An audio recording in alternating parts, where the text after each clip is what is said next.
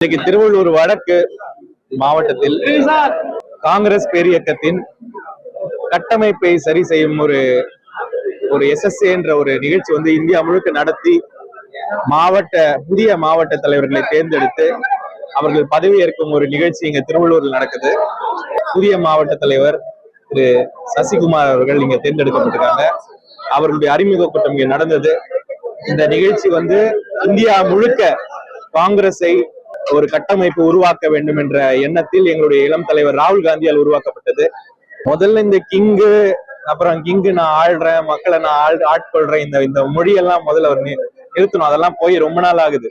இன்னைக்கு எல்லாருமே சிட்டிசன்ஸா மாறிட்டாங்க. யாருமே இன்னைக்குமே கிங்கு கீழே வாழ ஆசைப்படல.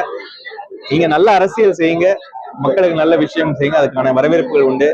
இனிமே யாரையும் மக்கள் கிங்கா மாத்திட்டுலாம் இருக்க போறது இல்ல, நல்ல பப்ளிக் சேவகனா மாத்துறதுக்கான முயற்சிகள் உண்டு. இன்னைக்கு அவர்கள் எதிர்பார்த்த எல்லா விஷயங்களும் தோல்விதான்.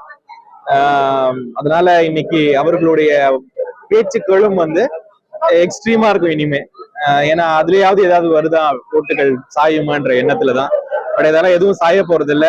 இது சித்தாந்த கூட்டணி. தமிழ்நாடு ஒரு சித்தாந்தத்தை மதிக்கும் ஒரு மாநிலம்.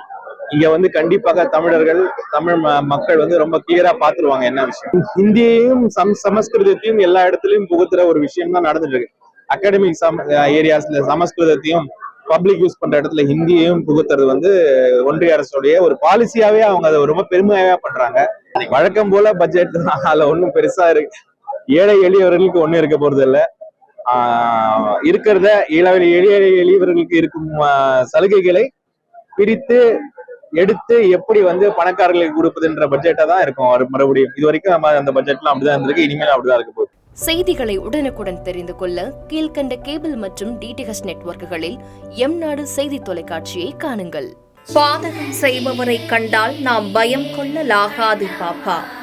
மோதி மிதித்து விடு பாப்பா, அவர் முகத்தில் உமிழ்ந்து விடு பாப்பா. அண்மை செய்திகளை உடனுக்குடன் தெரிந்து கொள்ள இணைந்திருங்கள் எம்நாடு தொலைக்காட்சியுடன்.